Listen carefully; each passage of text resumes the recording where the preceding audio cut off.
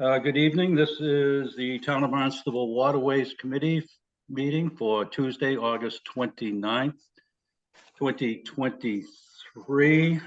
Members present are Peter Cross, Greg Egan, Gary Schremick, and myself, Paul Everson. From the Town of Barnstable Harbor's Master Department, we have Pam Swider-Cohen, the Administrative Assistant, and Brian Taylor, the Harbor Master.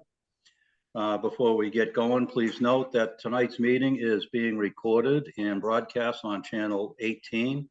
And in accordance with Mass General Law 30A, Section 20, I must inquire whether anyone is taping this meeting and to please make their presence known to the chair.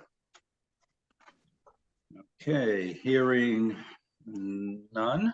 Paul, just real quick, we also have Deputy Harbor Master Jay Horn here. I don't know if you can see on your computer. Okay. Sorry, I have Jay down there. Yep. All right, thank you. And Deputy Harbor Master Jay Horn is also present for the Harbor Master's Department. And okay, let's go to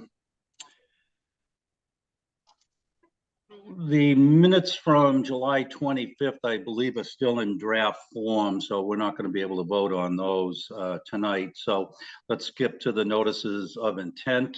Number one, Craig and Maria Cornwall, 40 Waterman Farm Road in Centerville. This is map 207, parcel 091-005. Applicants propose to re-permit, construct, and maintain a boardwalk, ramp, and float. The proposed boardwalk, ramp, float is for non-motorized vessels, water access only. All right. Jay, can you bring that one up? Here you go, Mr. Chairman. Thank you. This property is located quite a ways up the Centerville River. I believe, if I'm not mistaken, Brian talked to the engineer today. This was previously approved by the Waterways Committee, but the work was never done. So they're back trying to reestablish the permits to get this scope of work done. I looked at the plans. I don't see any issues with navigation here, but I'll let the committee speak on that. Okay, thank you. All right, that's fairly well up the creek. Any members have any comments on this one? Not for me. None for me. Okay, thank you. Yeah, I'm not sure when we had this one, but it does kind of look familiar. Okay, let's put it out for a vote. Let's see. Okay, Peter? Yes. Greg? Yes. Thank you. And Gary? Yes. And myself, yes. Okay, and Jay, would you let me know if Todd joins us? Like I say, this is a new computer and I am missing people here. I'll let him in if he shows up, but haven't seen him as of yet. Okay. Mr. Egan's with us. Yeah. Okay.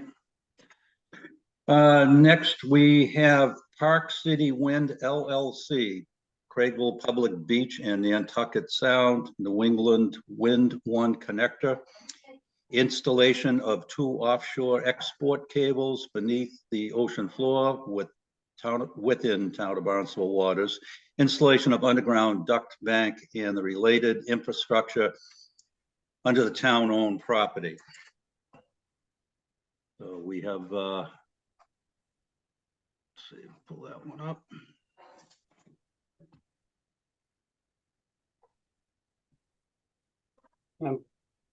Didn't we have an engineer for this, Brian?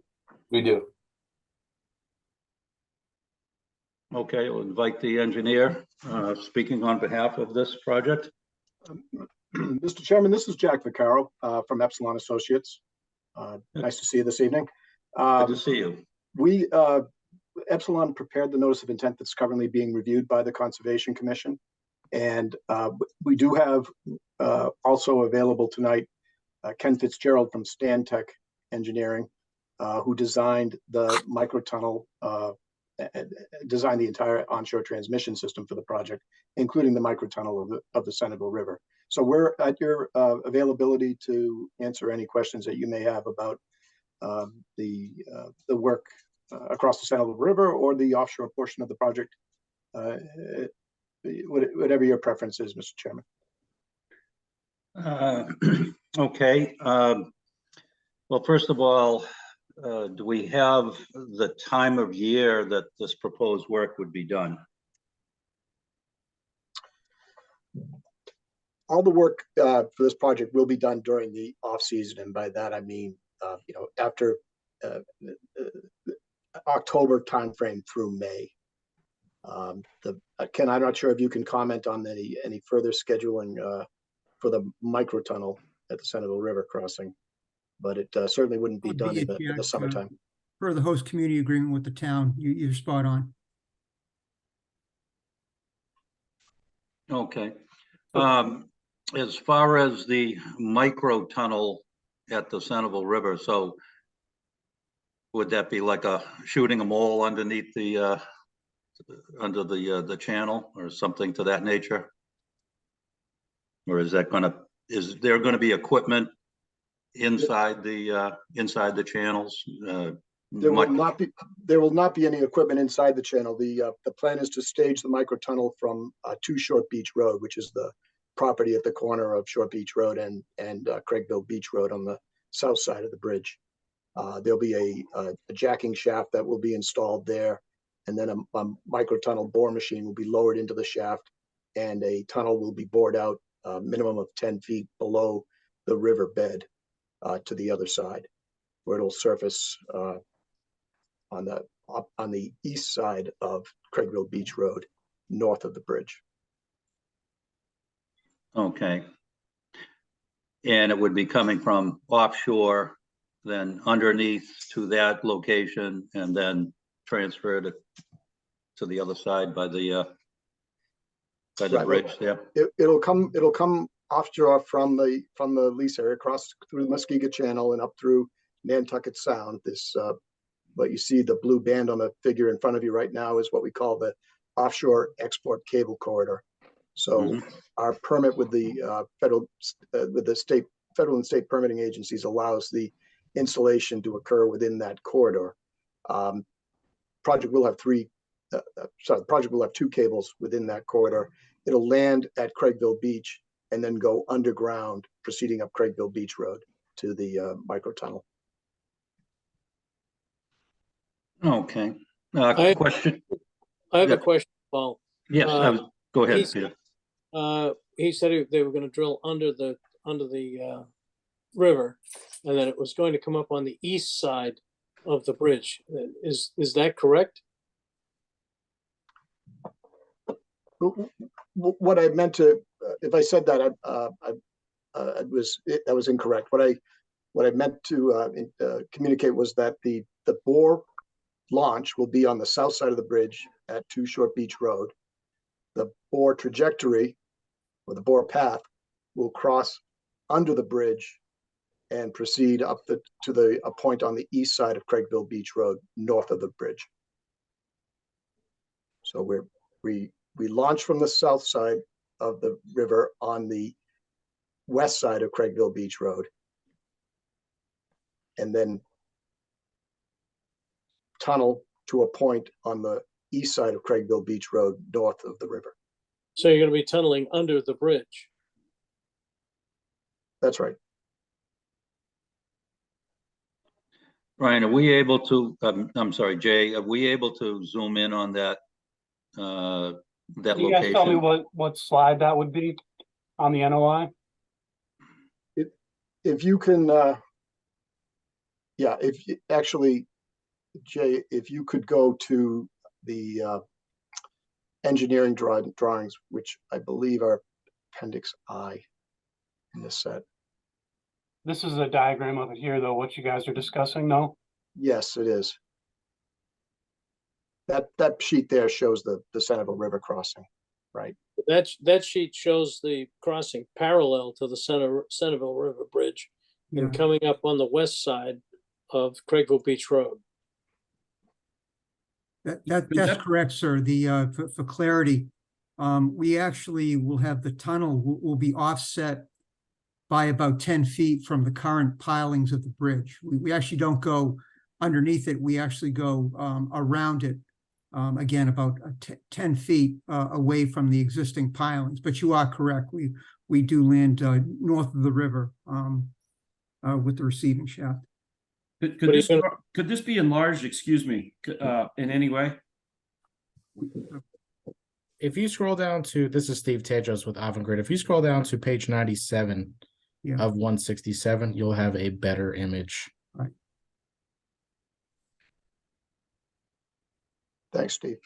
Yep.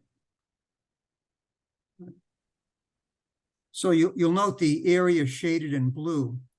Yeah. At the bottom of the page. That's the location, is Mr. Vaccaro had mentioned, the location of where the receiving shaft will be.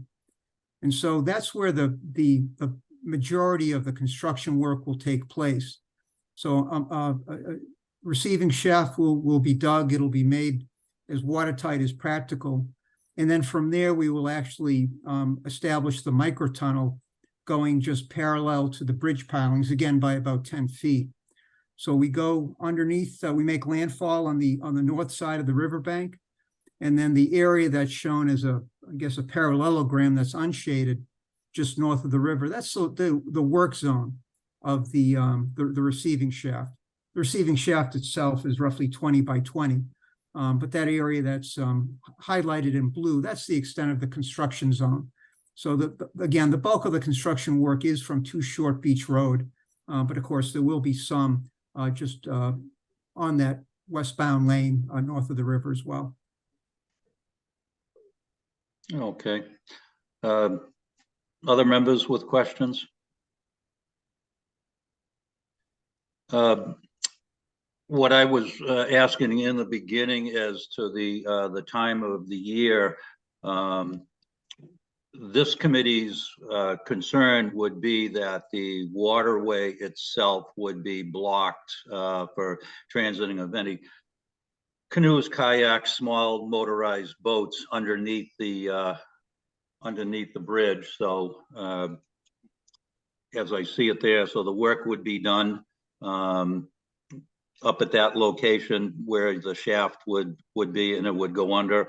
There would be no restrictions for vessel passage while let's say the work didn't take place in February or March, but are there any restrictions for this work to be done during the summertime?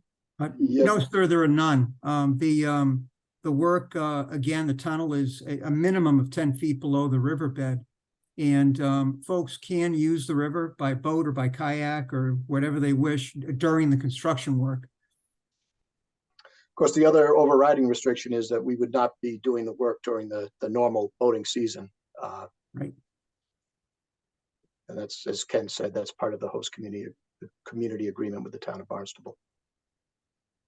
Yeah, this is Greg. Other than Paul's, actually the chairman's excellent point, I don't even know why we're looking at this. I guess for navigation purposes. What is a micro tunnel? It sounds inconspicuous, but how big is it, and what's the width? Right, that's an excellent question. The microtunnel itself is actually going to be a 48-inch diameter reinforced concrete pipe that basically will extend below the riverbed. The way it's installed is that again, at the 2 Short Beach Road property shaded in blue, a jacking shaft, as it's called, is drilled. And a microtunnel boring machine will be placed in that hole, that shaft rather. And the way the process works is that the microtunnel boring machine is forced into the earth, following the trajectory of the tunnel. And as the microtunnel boring machine advances in making its bore, actually sections of concrete pipe, the 48-inch diameter reinforced concrete pipe, are placed right behind it. So the machine advances, A piece of pipe is dropped in right behind it, and then the whole works is pushed to the north to make the river crossing. You do that enough times, and then lo and behold, the microtunnel boring machine shows up in the receiving shaft in that trapezoidal area to the north. So what's left is again, a 48-inch diameter reinforced concrete pipe that'll be a minimum of 10 feet below the river bed. Its outside diameter is about 58 inches. The pipe itself is about 5 inches thick. And through that will be routed the two circuits for the Commonwealth Wind, the Park City Wind project. There'll be conduit, conduit bundles will subsequently be pulled through the concrete pipe. And then subsequent to that, cables will be pulled through the conduit to make the transmission route. That's an interesting name, microtunnel. Thank you for that explanation. Will there be any turbidity or disturbance to the waters around there? No, sir. No, this technology has been around really since the 1980s, and there's actually several projects going on now in the region. There's a big one going on in Providence. So the beauty of this technology is no impacts to the environment. So there should be no, this is a highly engineered process, and no impact should be occurring or expected to occur as it relates to turbidity or any other disturbances related to the riverbed. Okay, any other comments? Yeah, Jay Horn, Deputy Harbor Master here. So this committee deals with, hazards to navigation and concerns in that matter. Talk about the offshore pipe laying and how that's going to affect navigation coming into Craigville. That's my concern here after seeing your presentation of the river. Right. Well, again, that part of the project will be subject to the same seasonal restrictions. So we're talking about late fall through the winter, very early spring, with clearing out before May from the beach. There will be some vessels that'll be set up approximately. Help me out here, Ken, but I want to say about 1,200 feet offshore, where the horizontal directional drill from Craigville Beach will end. That's, it'll be a barge that'll be set up there. There'll be some support vessels, survey vessels, tugs, that sort of thing to help complete the process of the horizontal directional drill during year one, and then the cable pull in during year two.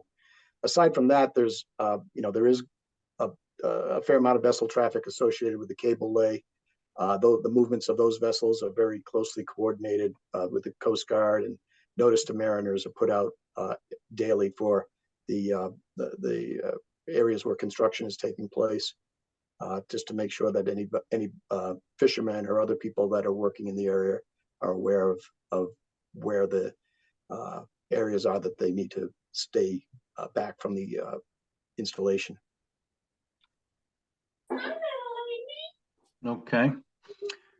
I would just put a caveat in that I guess there's an agreement between this operation and the town as to the date or the parameters as far as dates when the work can be done. What happens if you find it necessary to ask to go further into the boating season, or is that not even allowed? That would I can't say that it would ever be asked for, let alone allowed. The project is going to be timed. This part of the work is going to be timed to make sure that we're out of there long before it becomes an issue with people coming back into the area and kayaking. But typically the restriction with the town is that, again, we need to be wrapped up by early May and don't resume work until October. Okay. I think just for a comfort factor, I would just put a caveat in as far as I would recommend that the harbor master, you oversees as far as the town waterways, and if there's any thing that is outside the parameters where, in his estimation, it is going to start to affect marine traffic, particularly in the town of Barnstable waterways, like the Centerville River here, not further offshore, but if in his estimation it requires, a harbor master to stand by and direct traffic, or the police boat or something like that, that we would just throw that caveat in there that they would be required to be present if, in the harbor master's estimation, it's interfering with navigation. I don't think there would be a problem with that at all. For all of the onshore work, the project has to coordinate very closely with the Barnstable Police and other people within town government for the traffic management plan. And I would almost see this as an extension of the traffic management. Again, if necessary, I don't foresee any reason to be in this area working during that critical period. Okay, yep, understood. I just have one more question, gentlemen. How much did you have to pay that homeowner? The homeowner is now Avangrid Renewables. The property's been purchased outright. Got you. Yeah. Okay. Any other questions from any of the committee members? No, not for me. No, all set. Okay. Well, again, like what Mr. Egan said, the limited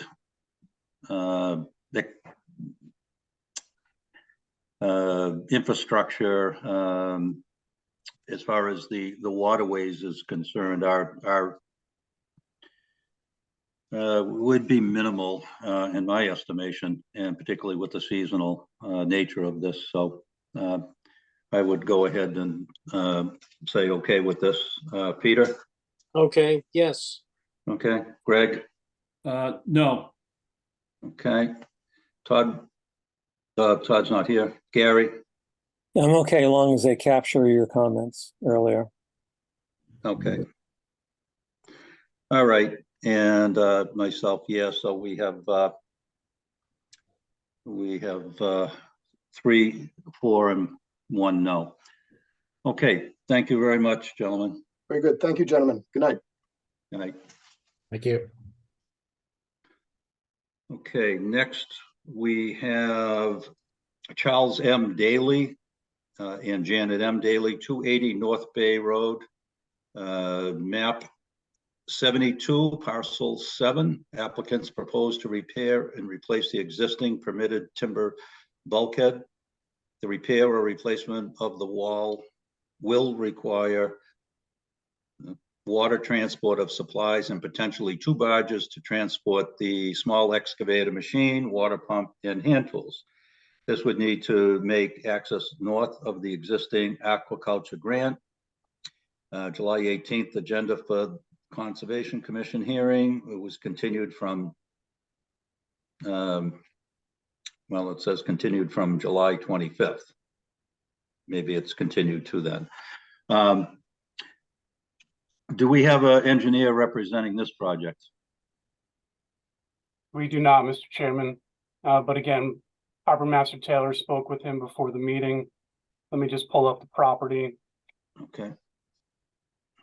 We looked at this several months ago. We had some concerns about the shellfish beds and the time of the year that the work was going to be done, kind of similar to the Vineyard Wind project. Our recommendation is that the scope of work be done in the off season between October and May.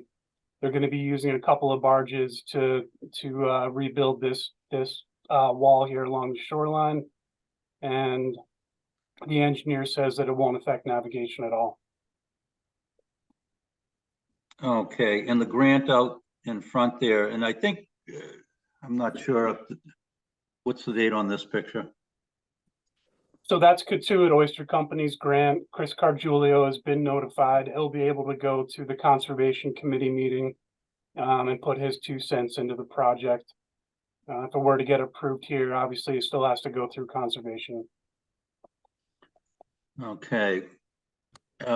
This aerial that you have right here, Jay, do we have a date on this? I'm looking for it. I don't, when this was taken. And my point being, it seems like a lot of these grants have really kind of expanded this season here. There are quite a bit of, I don't think this is depicting all of the floats that we have out there right now. Jay, can you actually put up the layer for grants? Uh, Not sure if you can still do that or not. yeah, let me see. Shellfish grants and relay areas. Yeah, so the grant area is actually larger than what you just see in the photo here. Right. You know, Shellfish can really speak to this, but they're permitted through the state as well as natural resources. So as long as they are within their grant area, as Jay indicated, they'd need to go to the Shellfish Committee and then to the Conservation Commission. But they would put their 2 cents in and have an agreement upon that if it was to move forward. Okay. But as far as navigation goes in the 2 tugs, I did talk with Chuck Rowland today, which indicated the barges would be close to the property. Again, we could put something in our comments to the Conservation Commission, depending on what Waterways says, but separately through the Harbor Master's office, that if it was to impact navigation, that we could, you know, potentially, you know, ask the barges to move or stop the project from moving forward. But again, like Jay said, putting a time of year restriction on it could help some of that traffic and being affected by that. sure. And as far as the north side of the grant, Jay, can you zoom in just a little bit on that? Okay, great. So what do they have about technically maybe 30 feet or so that they really wouldn't be operating in the grant area if they came in right on the north end of that property line? Yeah, it's a little deceiving with the pictures. Those are shadows from the tree line. But I think you can see the beach line here. Yeah, but my point is if they came in hugging that dock that we see on the north side of that, you know, come into that area, you know, set some, if the grant were to set corner markers or buoys, you know, that they would, you know, put a restriction just to stay north of the buoys to get to access the property. Yeah, I can certainly put that in the comments, Mr. Chairman. Okay, other members with comments on this one? Peter? Nothing from me, thank you. Okay, Greg? No, looks good. Okay, and Gary? I'm just a little concerned about the depth of the water and getting a barge in on the north side there. Yeah, they Yeah, should have. I mean, a lot of these barges, they'll actually pull in, and in fact, I'm not sure who the contractor is. And then the restrictions on the time of year, exactly when they'll be. But again, they'll work with the grant holder, so they may be in that red shaded area when they're set up performing the work. But I can't answer that right now because I'm not sure what the comments were through Shellfish as well as the commission, but we can certainly include some of that if Waterways would like in our comments. Yeah, I would think that as long as that northern end is marked, and if they are to encroach in the grant area, it's agreeable by the grant holder. If not, then just to stay north of it. Yeah, because I don't believe there's any moorings and there is a channel in close proximity, but as long as they're not impacting navigation within the channel or, you know, relocating a mooring or impacting that mooring, you know, I really wouldn't have an issue with it being that it's replacing a bulkhead.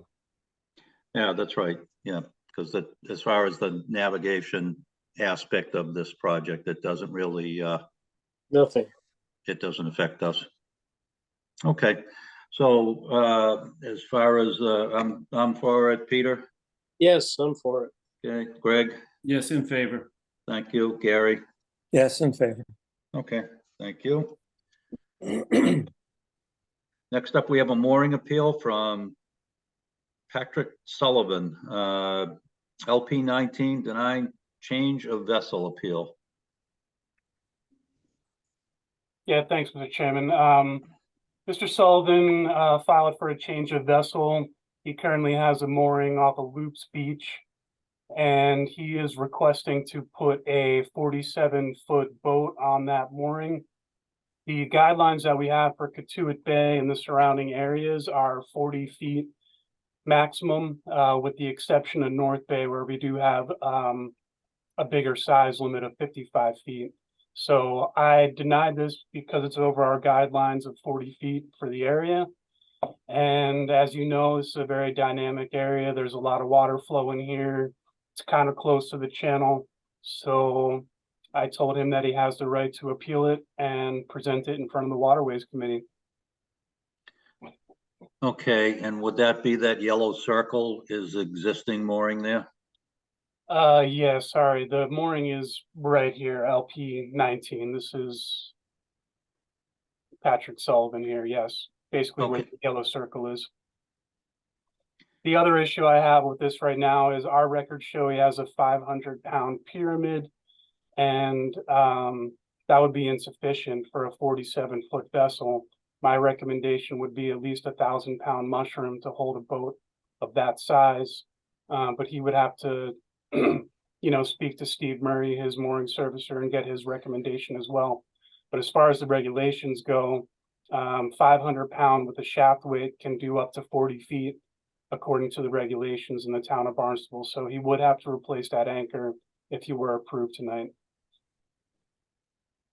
Okay. What type of a 47-foot boat is he proposing? I think Mr. Sullivan's here to speak on it. Oh, okay. Mr. Sullivan, go ahead.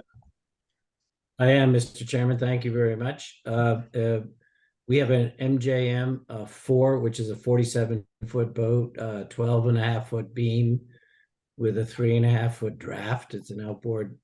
It's an outboard boat, and we would be we'd be amenable to doing whatever the committee required us to do to put this mooring in.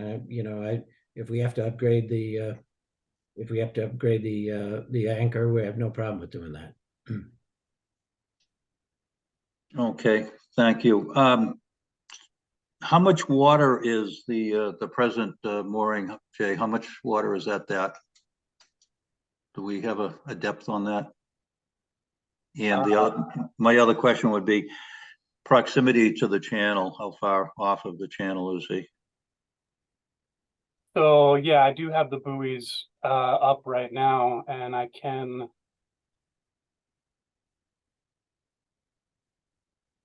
give you guys a quick.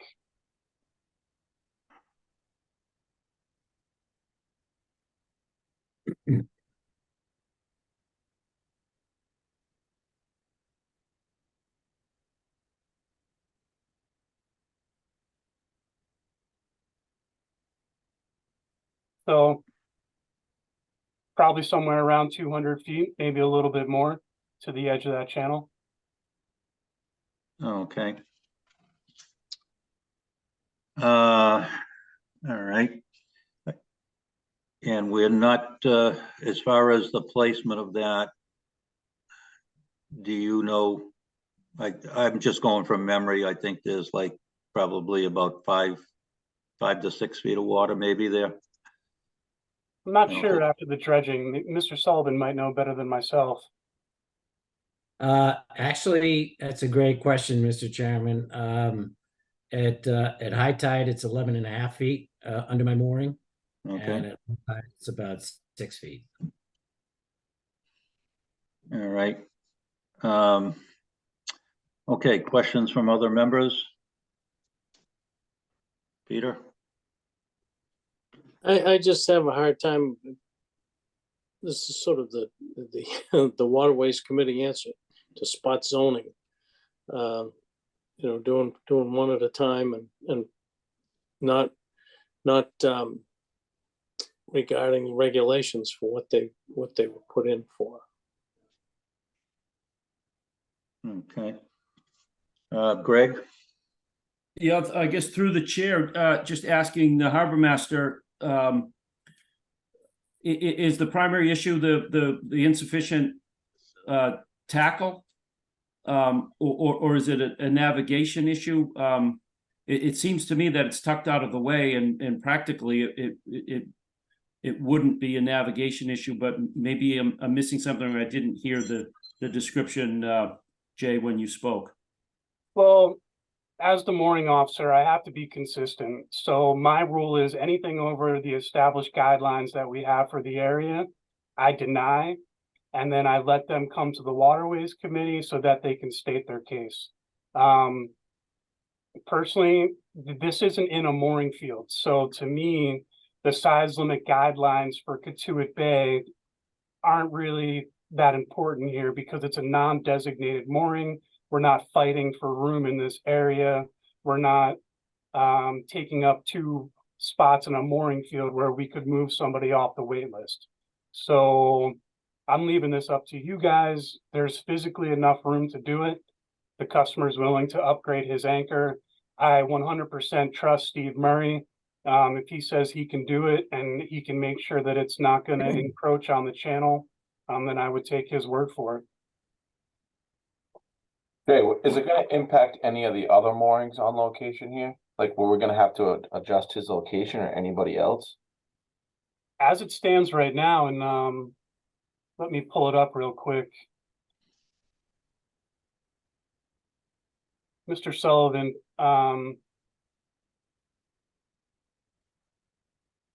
wanted me to share a map of the area. And I can do the measurements myself. I did them earlier, but he's just about on the money here. He's 164 feet away from Hirsch and 119 feet away from Chamberlain. With the swing room, Steve might adjust that a little bit to the east to bring them further away. But I don't think he would have to go any further south towards the channel. I think he's got plenty of room there, considering the water depth. Yeah. And again, just to go off what Jay said, this is a non-designated area that's outside of the Katuitt mooring field. So an individual, in order to apply for a mooring in this location, would have to be a waterfront property owner. We don't just permit moorings here without that. So. Okay, thank you. And the Chamberlain and Hirsch moorings, okay, so that's 119 and 164 feet away from that. Well, any given weekend across from them, you could see many larger vessels than 47 actually at anchor, you know, over at the Sampson's Island area too. Again, they're just anchored and closer to the channel than this one would be. Okay. Any other questions and from the members? We could vote on this one. Hearing none. All right, I'll start off. I'll speak in favor of it. Again, it's outside of the designated area.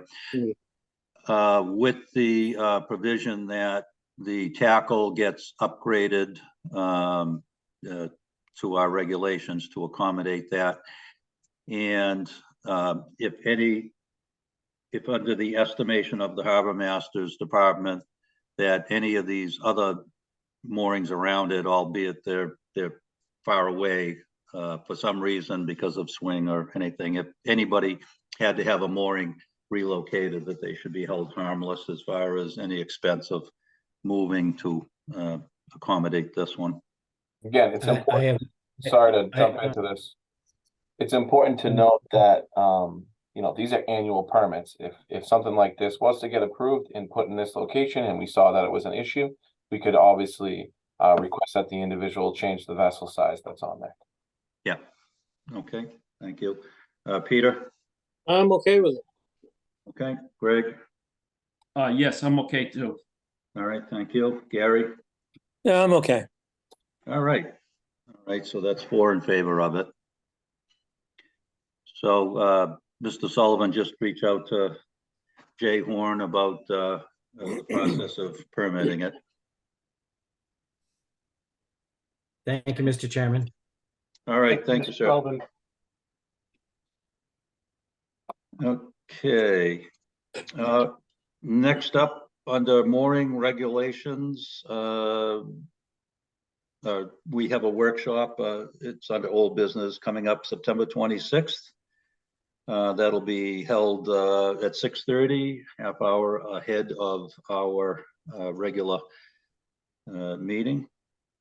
Then we have marina fees, proposal of new fee structure. I think the harbor master would probably want to speak on this one. Yep. So over the past, Brian Taylor, Harbor Master, over the past few months, we've had the marina fees on here under old business. It's something we've been talking about. I wanted to move forward with a proposal of new fees. I have a fee structure here in PowerPoint. Can you see it? Yep. So let me just get set up here. So basically right now, this is a proposal for a rate change for slip holders, as well as some other fees that we have for the Marina Enterprise Program. It's one of the programs that I manage under the Harbor Master Division.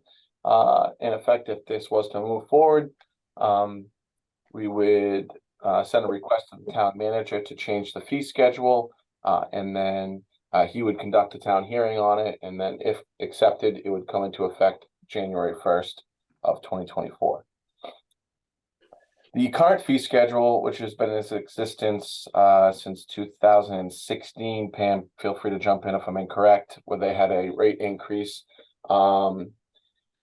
is, as you see in front of you, what you see here is, I want you to hone in on Barnstable Harbor, where you see slip 1 through 34 at $171 a foot at a 25-foot minimum, and then slips 35 through 53, which are a flat fee. What you seem to get here is a 25-foot minimum charge, which is drastically more than the $2,607. So you could have an individual that has the same size vessel within the same marina getting charged 2 separate fees. Same thing for 54 through 70, and then you have flat fees for the small craft location. What seems to happen here, though, is when we increase fees, the increase, whether it be, let's say, 3%, you know, the 2607 gets affected, increased 3%, and the $171 gets increased 3%, but it continues to grow differently than if you were to have one fee flat across the board increasing each year for a flat fee, or, you know, even with a slip fee minimum, if you were to have a charge per foot, that fee increase would be the same if everyone paid the same price.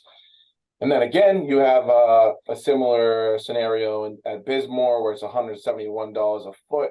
A resident, you know, may have a different type of pier, which would be a fixed pier rather than a floating dock, but they're paying $187. Gateway's a flat fee, which is the 2607 if you're a resident, and then Prince Cove, it goes to a whole totally different fee of $177.25. So at the end of the day, you have 4 town marinas with all different fees, and residents and non-residents are paying different prices, some even paying different prices for the same size vessel, same type of slip within the same marina. I gave you the example of Barnstable Harbor.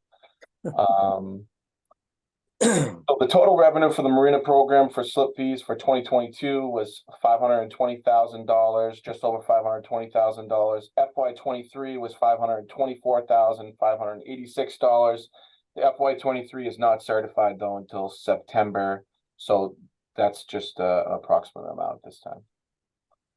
The slip fee proposal, in which I'm going to have 2 here, going back and forth with a fee with set minimums, basically, which would indicate that each slip has a set minimum, so I know I'd get that revenue for the slip, and the slips getting a per foot charge with no minimum. So the first one I'm going to discuss is the minimum fee proposal. The fees are more consistent across the board. No matter which marina you're in, they're a flat fee of $190 a foot for a resident and commercial, or $210 a foot for a non-resident. Something new here would be commercial. The commercial industry would also get the resident fee. The average size vessel for our marinas is 23.5 feet. The average slip cost, if this fee was to go into effect, would be $3,628 a year. That's at Barnstable Harbor. The average slip cost across the board, which is a little inflated due to Bismore Park having larger vessels, would be $4,103 per year. And when I say per year, that's within the slip contract, which is May 1 to October 31st. This increase would be approximately 12% increase in revenue generated with the Marina Enterprise Program. Again, it would be set minimums. So everywhere except for the small craft location, which would be a flat fee, would see an increase, and then there'd be set minimums for each location or each slip, so that if an individual had a boat that was smaller than the set minimum, they would be charged the set minimum. The data for this proposal and what you see here with the increase of 12% is set on everybody being a resident. Mostly 90% of all users here are residents. It was easier for me to do math than go back and forth. As you know, slip holders change. There's many different people on the wait list. So to be conservative, I took the resident data as if everyone was a resident, to be conservative with the data.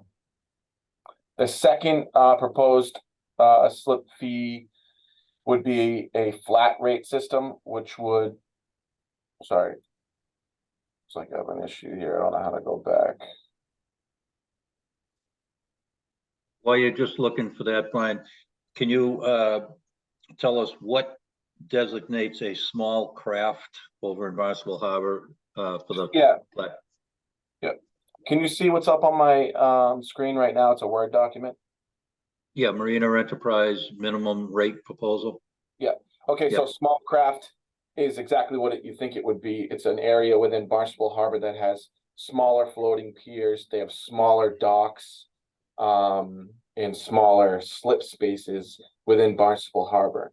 There's not many other locations. There's that throughout the town that are like that. Barnstable Harbor is the only location where there's slips in the floating docks along the slips are a lot smaller in diameter.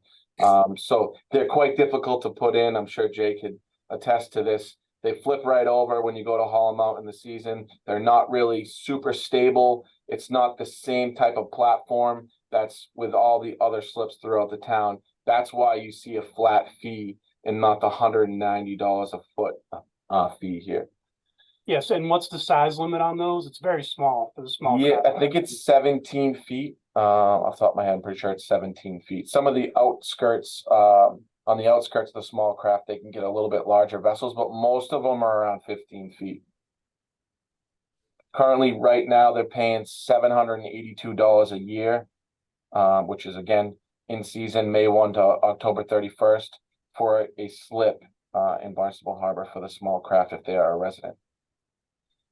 The second proposal would be no minimum. It would be a flat fee across the board, and that would be $190 a foot for a resident or a commercial user, and then be $210 for a non-resident. Sorry, I apologize. This data didn't come over when I sent an email. I worked on it earlier today. I can send it to the Waterways Committee when I'm done with it.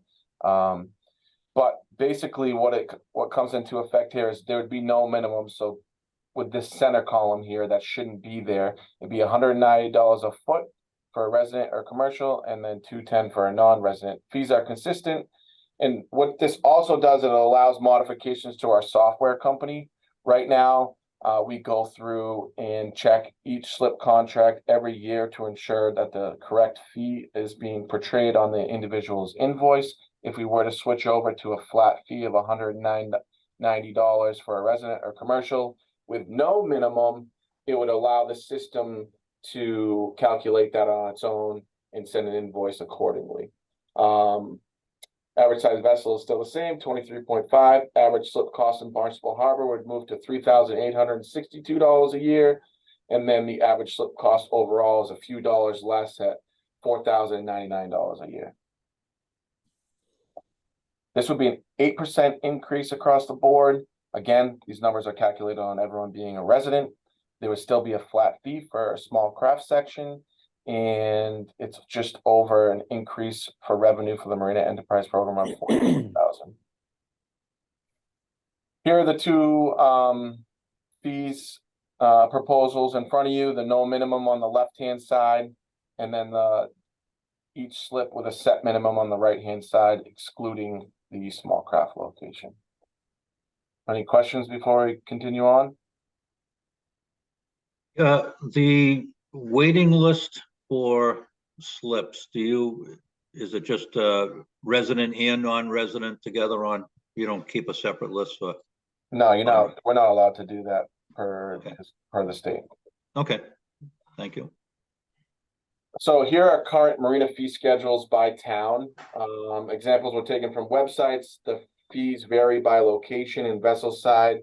And then also other towns are updating their fee schedules as well. And I did this data about a month ago, so it could change. Realistically, there's not many municipalities that have 4 town marinas. And they manage 4 town marinas, and they have the Sandwich has a Marina Enterprise account with it's 1 marina. So you could, place us closely with Sandwich, but there's not many other self-sufficient enterprise accounts that have 4 marinas in 4 different locations in the state of Massachusetts like we do. But as you see here, Situate's $110 a foot, Dennis is $90 a foot, Orleans is $65. Yarmouth, interestingly enough, they only have a few tiny slips, but they're $130 a foot. Gloucester, which I think you could probably compare us to, as well as Sandwich, they're $182 per foot, and then the Sandwich at the $135. You have information for Falmouth? Falmouth, I don't believe I got. I think I emailed Greg. I can get that information for you and send it to you, though, Peter. To all the Waterways Committee, if you'd like. So the current marina fee schedule for private marinas that are in close proximity to the town of Barnstable. Barnstable Marine, $305 a foot. Hyannis Marina, it ranges from $320 a foot to $402. Oyster Harbor's $467 to $497 a foot. Hyannis Yacht Club, $130 a foot. Crosby Yacht Yard, $182 a foot, and then Millway, which is $335 a foot. So as you can see here, we'd still we'd still be relatively affordable, and we would not fall within the private marinas. Other fees that I need to take a look at, and I'd like to propose, are a change in the off-season rates for recreational, which the usage has increased over the years with the high cost of storing your vessel out of the water. So right now we have really Prince Cove and Bismore Park that have winter dockage. So we'd like to get away from this $1.75 a foot a month at Prince Cove and go more to a flat fee across the board for all marinas. Recreational would be $10 a foot a month, which would be a $1 increase from the Bismore Park Marina, and a $1 increase for commercial usage a month. It's currently $8. Again, I'm getting killed in electrical charges, especially at Bismore Park Marina. I need to increase my revenue with electrical. I would be increasing my electrical charge for 30 amps to $15 a day for electrical usage, and for 50 amps, $22 a day. That's pretty consistent across the board, even with private marinas and town marinas. And then the in-season and off-season rate would be the same, depending on the amperage, at $5.50 for 30 amps and $7.75 for 50 amps. And then my offload fee would increase at Bismore Park Marina from $35 per offload to $50, and then $7.50 per calendar year from $6.50. And the money generated from this, the Bismore Park, as I'm sure you all know, takes a beating from the industry for the commercial uses of the offshore fishermen. I'm constantly fixing docks. In fact, we have to fix one within the next week or two here.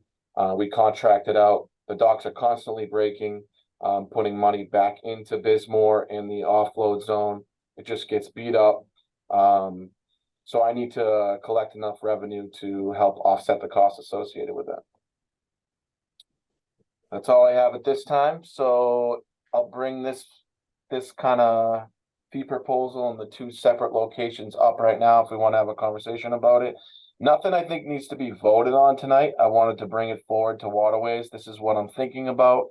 I'd like to bring it on the next meeting as well. Maybe send a letter and email out to slip holders that this is what we're looking at, to invite people to have a conversation about it before I was to move forward with a recommendation to the town manager in October. Brian, I just had a question about the Bismore Park commercial guys that offload. Can anybody offload? Is there a fee for offloading?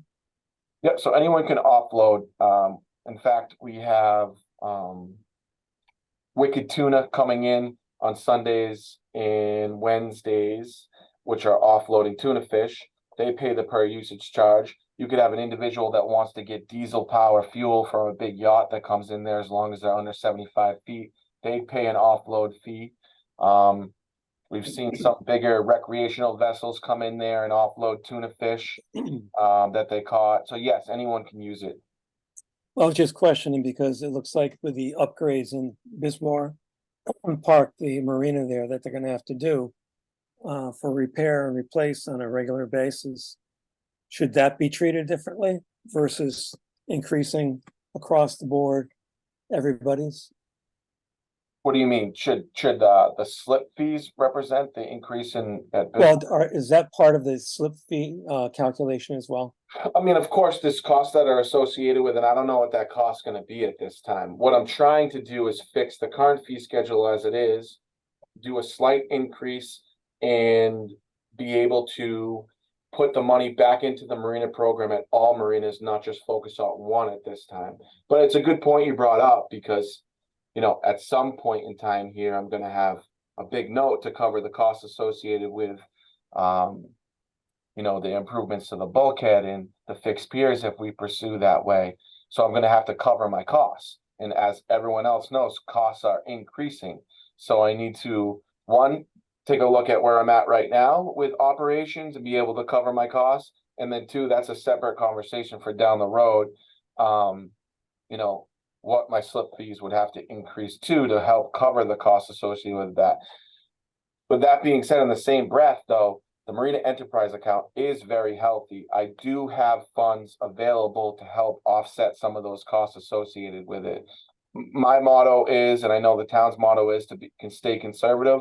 We have about a year, if not more, of revenue in a savings account to operate. Let's say a marina went down, we have about a year to operate. But we do have additional revenue that I've been using to put back into the marinas. So at some point here, I'd like to see my revenue help with the improvements as these facilities start to get a little bit older. As you know firsthand, Mr. Shramick, like Barnstable Harbor, I had to replace some of those larger vessel slips. I mean, there's a cost associated with that.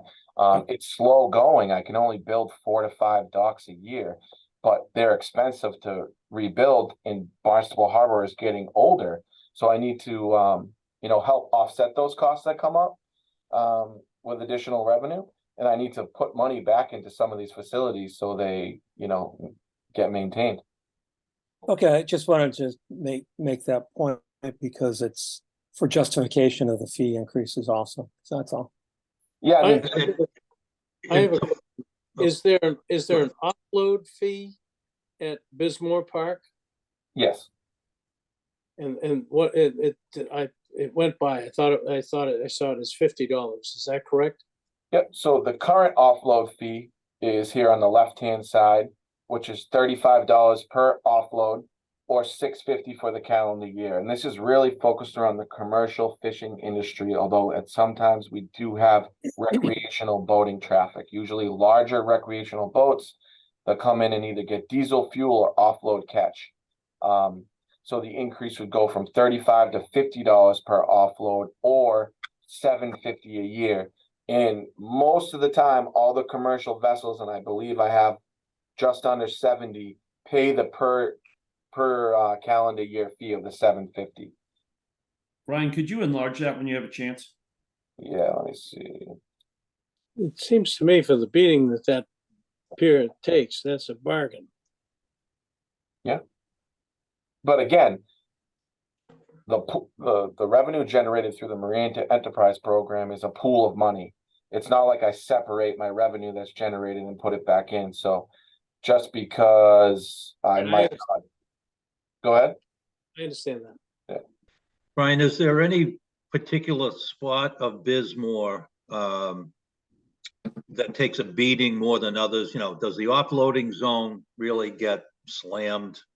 And is that where the majority of your expenses are going, or is it kind of distributed throughout the docks, docks for the coming and going?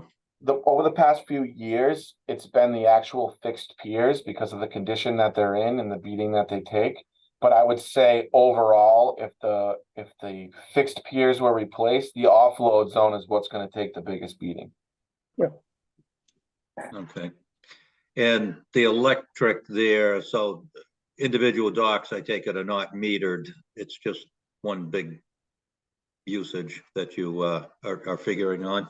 We have 5 separate meters down there. I get absolutely killed in the winter with individuals running heaters. Like I said, we do allow storage of vessels in the slips, and I understand that individuals want to run heaters in their boats.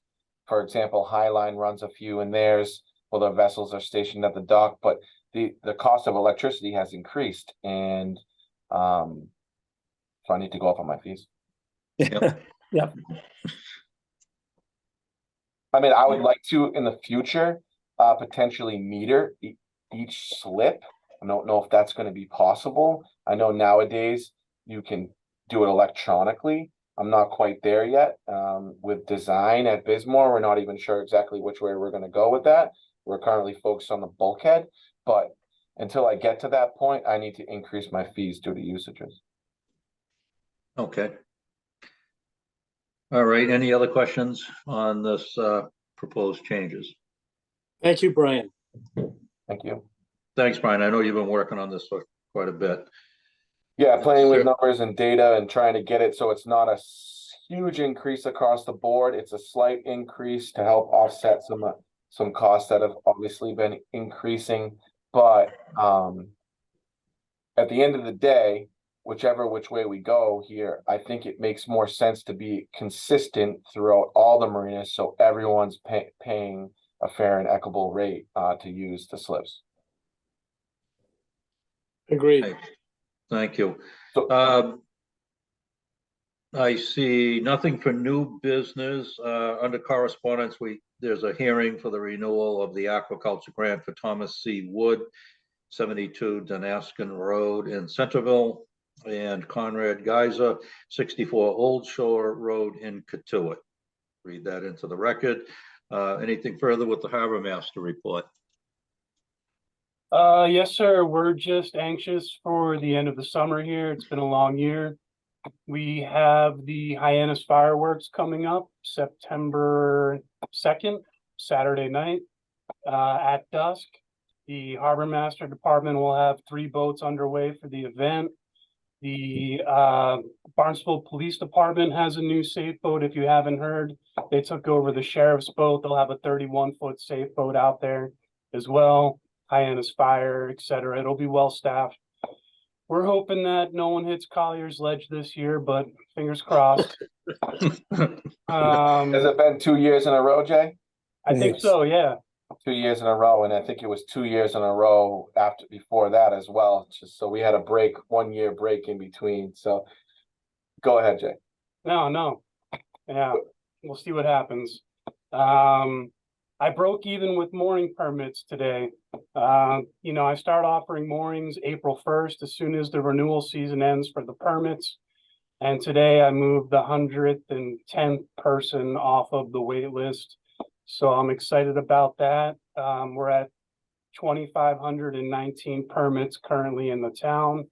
I will see a small growth this year. I probably have about 20 applications out. I am adding moorings everywhere I possibly can. I'm also in the middle of GIS season, and if you don't know what that is, we go around with a very expensive GPS unit that the town loans us, and we plot all of the moorings in the town. We try to get all 2,500 of them if we can every year. That's the data that you see during these meetings when I pull up these people's moorings, and that's how we measure the distance between the moorings. That's also where I find holes in the mooring field, and you know, I get to move a couple more people off the list. And that's about it. I'm just ready for summer to be over. Mr. Harbor Master, do you have anything? No, I mean, I just want to, you know, as summer winds down here, I just wanted to thank my staff. I know Jay and Pam are on here now. It's, you know, it's definitely a busy summer. It's very active. You get pulled in many different directions, and they do a great job. And I feel like over the past few years, we've increased patrols, you know, and had a nice presence out there and deterrence. And, you know, I feel like we're heading in the right direction here, and I couldn't do it without the staff. So I just want to say thank you. Great, thank you. I know you guys, it's a long summer. Okay, any other matters not anticipated that anybody would like to bring up? If not, I will entertain a motion to adjourn. So moved. All right, Second. thank you. Okay, so our next meeting is on September the 26th with the workshop at 6:30 and the regular meeting at 7. And thanks everybody for this evening, and a little bit longer than it's been usually during the summer, but a good meeting. Thank you all.